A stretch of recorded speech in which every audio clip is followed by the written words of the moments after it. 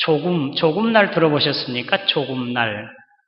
지금 진도 택목항에서 세월호 참사 구조하고 있는데, 여기서 나온 말인데, 조금날. 보통 바닷물은요, 해보다는 달의 인력에 의해서 그 영향력으로 그 해수가 높고 낮게 된다고 그래요. 그 조수라고 그러는데, 달이 가장 작을 때가 8일과 23일의 음력에, 그때 그 해수, 조수의 면이 가장 낮을 때, 그때가 조금이에요, 조금. 저는 바닷가에 살아서 잘 알고 있는데, 지금 처음 들어본 사람들 있을 거예요. 조금날. 또 이 조금이란 말은 작은 분량, 적은 분량 정도를 말하고 시간적으로는 짧은 뜻을 말하고 있습니다. 그러나 조금이라고 하는 그 말을 쓰는 사람에 따라서 그 차이는 있습니다. 등산할 때 정상에 올라가기 바로 전에 정상을 미리 올라갔다 내려온 사람에게 물어보면, 여러분, 정상 얼마나 남았습니까? 그러면 조금 남았다고 하는데, 그 조금이 보통이 아니더라고요. 더 많이 가야. 그들은 위로를 주기 위해서, 힘을 주기 위해서 그렇게 말한다고 볼 수 있겠습니다. 시골에 가보면요, 시골 사람들에게 한번 어느 지리를 물어보세요. 조금 가면 된다고 그러더라고요. 조금 가는 것이요, 조금이 아니라 많이 갑니다. 왜냐? 시골 사람들은 많이 걸어요. 그렇기 때문에 또 여유로워요. 조금이라는 말이 우리가 생각하는 긴 거리를 조금이라고 그래요. 도시 사람들은 성질이 급해요. 걷지를 않기 때문에 조금이라고 하면 큰 앞에가 조금인 줄 아는데, 시골 사람은 한 2km, 3km 한참 가서 조금이라고 그렇게 말하죠. 오늘 성경 말씀에 이제 조금이란 말이 짧은 요한복음 16장 16절 24절 16장 24절 8절입니까? 8절인가 9절인가요? 그 사이에 조금이란 말이 7번 나와요. 그래서 오늘 설교 제목을 조금 있으면, 그렇게 설교 제목을 잡았습니다. 한번 같이 제목이라도 기억해 두시기 바랍니다. 시작. 조금 아주 깊은 의미를 가지고 있습니다. 제자 중 그렇게 말합니다. 조금 있으면 너희가 나를 보지 못하고 조금 있으면 나를 보리라. 그러니까 조금 있으면 나를 보지 못하고 조금 있으면 나를 보리라 하니까 제자들이 궁금한 거예요. 그 조금이란 말이, 조금 있음이란 말이 무슨 말인고? 그러니까 예수님께서 하신 말씀이 그들의 그 의미를 알고 조금이란 말, 그것이 무슨 뜻인지 모르겠느냐. 그리고 예수님께서 조금 있으면 나를 보지 못하겠고 또 조금 있으면 나를 보리라 하므로 너희가 문의하느냐. 내가 진실로 너희에게 이르노니 너희는 곡하고 애통하겠으나 세상은 기뻐하고 너희는 근심한다. 그러나 너희 근심이 오히려 변해서 큰 기쁨이 될 것이다. 그렇게 말씀하세요. 조금 있으면 우리가 이 본문의 그 줄거리 배경을 보아서 조금 있으면 무슨 뜻이겠습니까? 조금 있으면 십자가에 못 박혀 죽으셨다가 3일이 지나면 다시 부활하실 것을 우리 주님이 하신 말씀이에요. 조금 있으면 조금은 바로 십자가의 죽음. 그러나 3일 후에 다시 부활해서 지금까지도 주님이 부활하셔서 지금까지도 성령으로 오늘 저와 여러분 영원히 함께하고 계신 것을 믿으시기를 바랍니다. 오늘 조금 있으면이라고 말은 주님의 십자가에 죽으셨다가 다시 부활하실 것을 신이 말씀한 그 뜻이라고 할 수 있겠습니다. 그래서 오늘 말씀, 이 조금 있으면이라고 하는 뜻에서 세 가지 의미를 찾는데요. 이거 조금은 바로 잠깐이요. 십자가의 고난은 잠깐이고, 그리고 주님의 부활의 영광은 영원하다, 크다라고 말할 수 있겠습니다. 주님께서 십자가에 못 박혀 돌아가셨 3일만 주님께서 십자가에 고통 받으실 때, 잡힐 때 두려워 떨며 근심과 고통, 슬픔이 빠졌잖아요. 무덤에 들어갔을 때 다 세상이 끝난 줄 알았잖아요. 그러나 말씀하신 대로 성경에 기록된 대로 3일 만에 주님이 부활하심으로 제자들에게 나타나셨으니 그 기쁨, 그 즐거움, 영광 얼마나 컸습니까?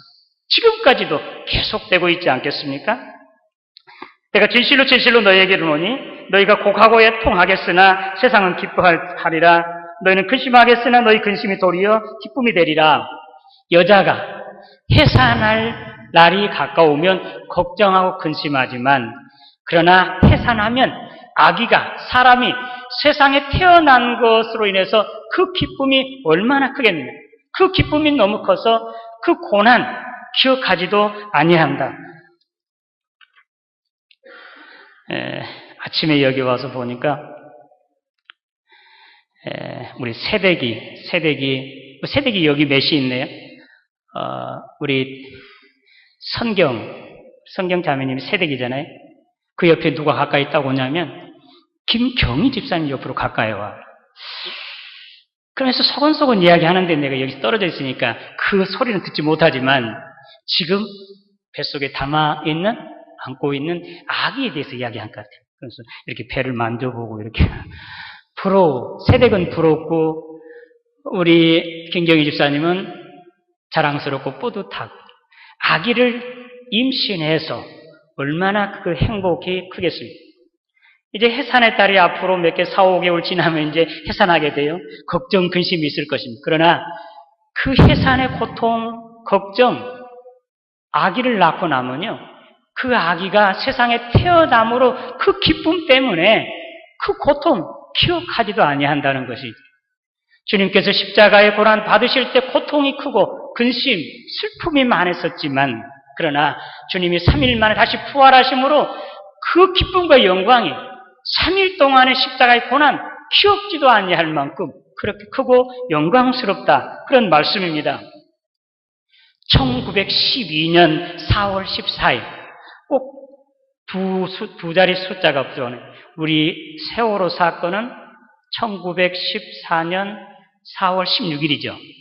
그런데 1912년 4월 14일 대서양을 가르던 당시 최고의 유람선 타이타닉호가 지금 침몰하고 있습니다.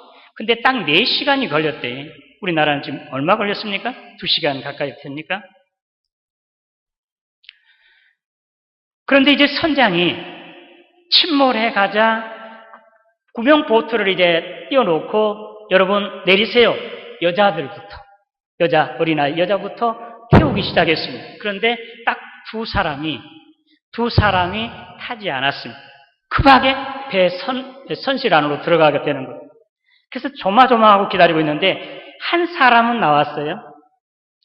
그 사람은 자기 가장 귀한 것, 도저히 자기 생명과도 바꾸고 싶지 아니한 성경책을요 가지고 나온. 그 시간이 잠깐 머물렀지만 구명보트에 탔어요.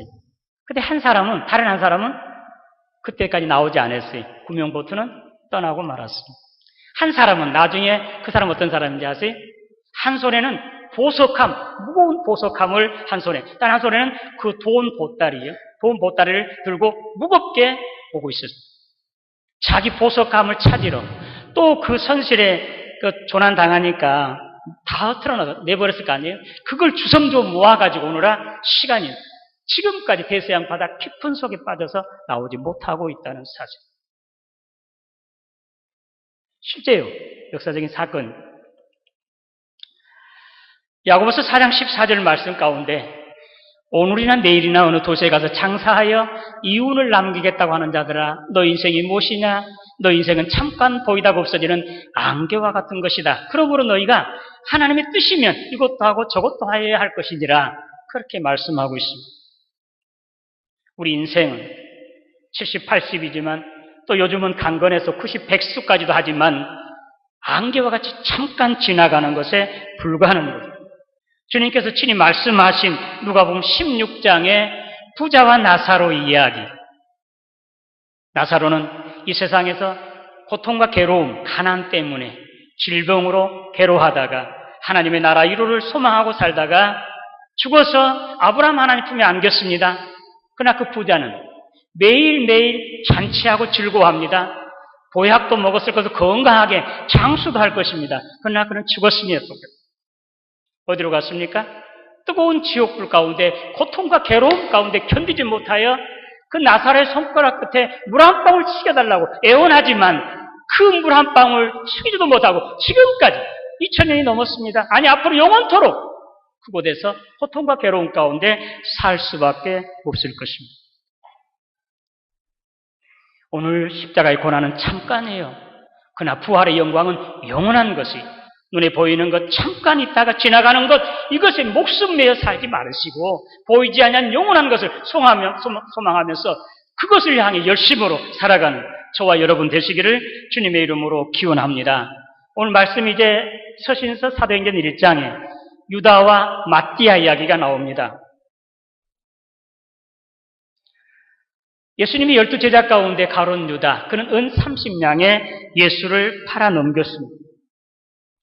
그러면서 베드로가 오늘 설교하는 중에서 이 사람은 본래 우리 수 가운데 참여하여서 이 직무의 한 부분을 맡았던 자라. 이 사람이 불의의 삭수로 밭을 사고 후에 몸이 곤두박질하여 배가 터져 창자가 다 흘러나온지라. 이 사실을 예루살렘에 있는 사람들이 다 알아. 그 밭을요 아겔다마라, 피바시라 그렇게 칭했습니다. 베드로의 설교의 계속은 시편에 이렇게 기록되어 있다.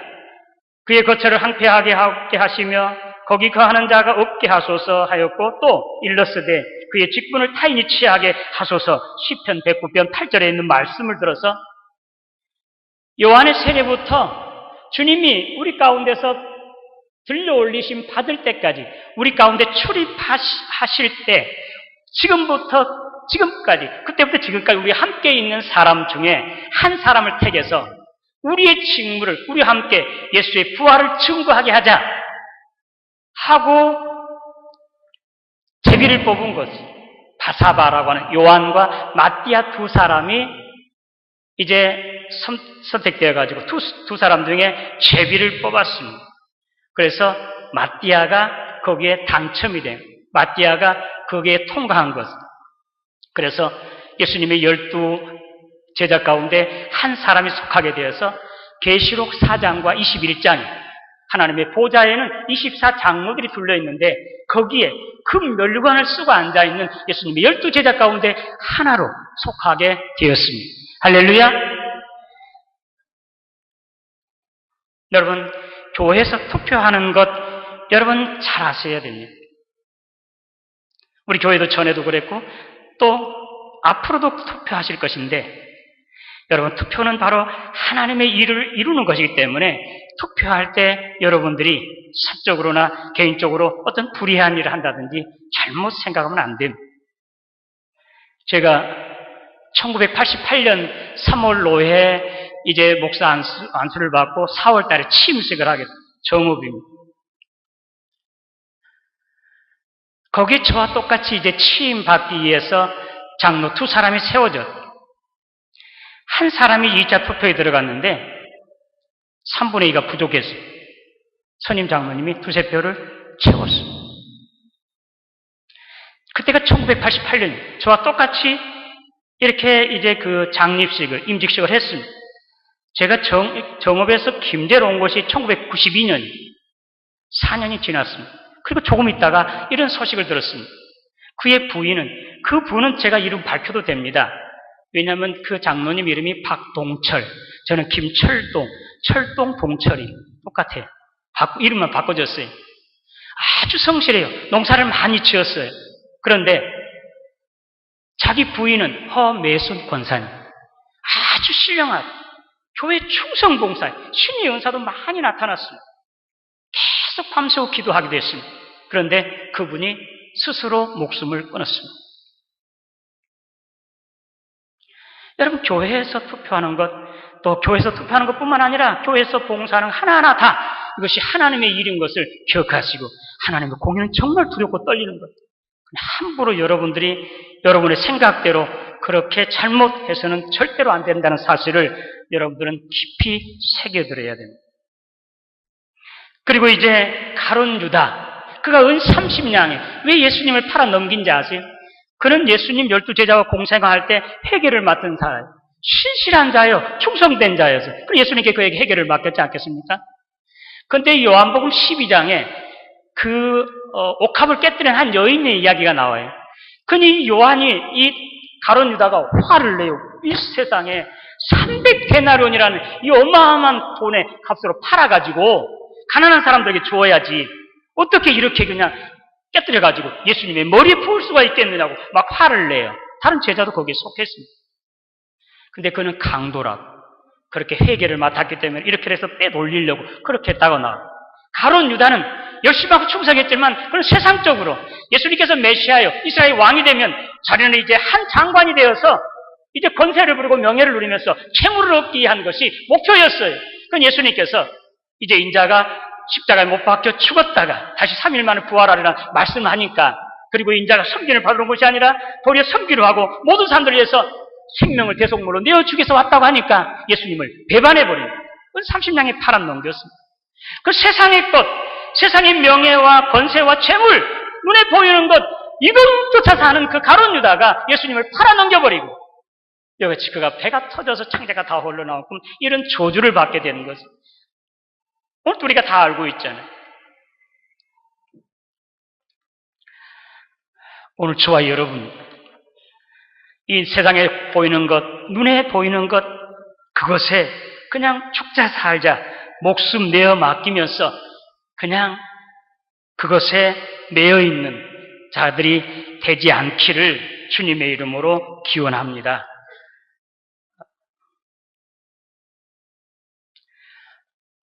히브리서 11장에 믿음의 선지인들이 나옵니다. 그들은 이 세상에 살아갈 때 어떻게 살아간지 아세요? 이 세상에는 나그네와 애국인처럼 살았습니다. 왜?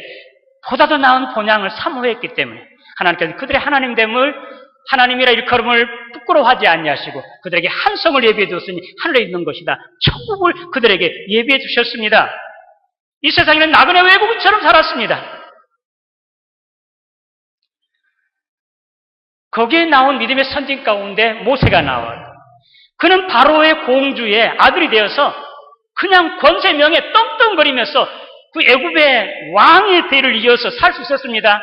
그러나 모세는 그걸 과감하게 내어버리고 그리스도와 함께 고난받는 것, 자기 백성을 위해서 사는 것이 오히려 그것이 훨씬 더 귀했습니다.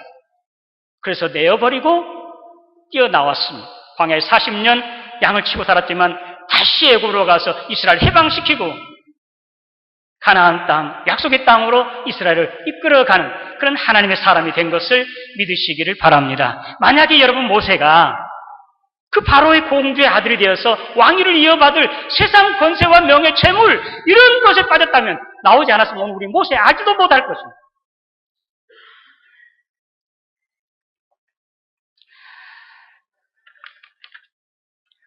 마지막으로 여러분 십자가 이후에 부활이 있습니다. 죽지 아니하면 살 수가 없습니다. 십자가를 지지 아니하면 부활에 참여할 수가 없습니다. 예수님께서 누구든지 나를 따라오려거든 자기를 버리고 부인하고 자기 십자가를 지고 나를 쫓을 것이니라고 우리 주님 친히 말씀을 하셨습니다. 요한복음 16장 33절 오늘 말씀의 맨 마지막 절입니다. 이것을 너희에게 이르는 것은 너희로 내 안에서 평안을 누리게 함이라. 세상에서는 너희가 환난을 당했으나 강하고 담대하라. 내가 세상을 이겼느니라. 할렐루야. 우리 예수 믿는 사람들이 세상에 사는 데는 환난이 있게 되어 있습니다. 어렵게 살려고 하고 정말 믿음대로 살려고 하면 환난도 당합니다. 시련도 당하고 손해도 당합니다. 어떤 때는 생명의 위협도 당할 수 있습니다. 참고 끝까지 견디고 믿음을 따라 살면 이와 같이 하나님의 나라의 그 부활의 영광에 영원한 그 영광에 참여하게 될 것을 믿으시기를 바랍니다. 어느 곤충학자 이야기를 제가 기억이 나는데 한 번 말씀드렸던 대로 지금 애벌레에서 이제 그 번데기 되었다가 어느 시간이 지나면 이제 나방으로 바꾸어지는 그런 과정에 이 곤충학가 실험한 거예요, 곤충학자가. 그래서 그 애벌레가 자꾸 거기서 고생하고 있잖아요. 그래서 예리한 칼로 그 고치에 십자로 이렇게 쫙 찢어놨어요. 그래서 정말로 그 속에 있는 애벌레가 밖으로 나왔어요. 날개도 달았습니다. 몸이 비대했습니다. 다른 것은 몸이 빽쭉해가지고 나오자마자 잠깐 훌훌 털고 훌훌 공중을 날아다니는데 이 애벌레는요, 그 고통 없이 나온 그 애벌레는 몸이 피대해져가지고 날개는 있었지만 한 번도 날지 못하고 벌레처럼 뒹굴뒹굴 하다가 죽고 말았습니다. 곤충학자의 실험입니다. 실제로 그랬습니다. 솔개를 여러분들은 아십니까? 솔개의 나이가 70이랍니다. 40이 되면 다 굳어져서요. 이미 불이나 또 날개, 또 발톱 이것이 다 굳어져가지고 이제는 사냥을 못한답니다.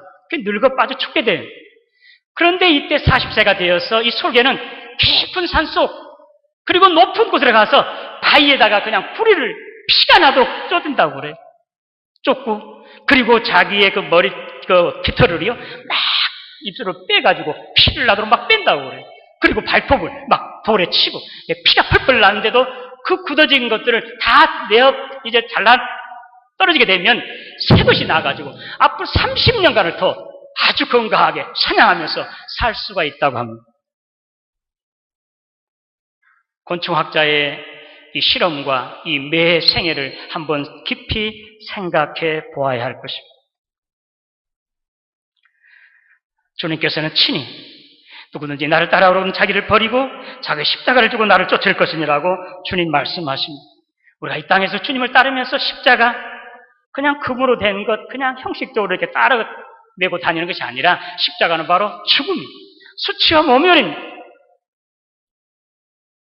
그래도 끝까지 포기하지 않냐고 끝까지 십자가를 지고 주의 뒤를 따라감으로 말미암아 주님의 부활의 영광에 참여하는 저와 여러분 되시기를 주님의 이름으로 축원합니다.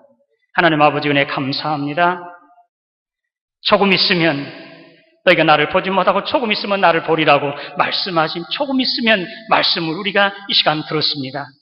조금 있다가 지나가는 것에 못 참고 이것에 매여서 살다가 가룟 유다처럼 또는 내 세상의 사람들처럼 또는 이제 부자처럼 영원히 지옥 형벌을 받는 자들이 결코 하나도 되지 않게 하여 주시고 주님 나에게 주신 십자가 힘들고 어려워도 정말 고통스럽고 수치스러워도 아니 내 생명을 내놓은 각오를 하고라도 끝까지 포기하지 않냐고 주님의 뒤를 따라감으로 말미암아 부활의 영광에 참여하는 우리 모두 되게 하여 주시옵소서.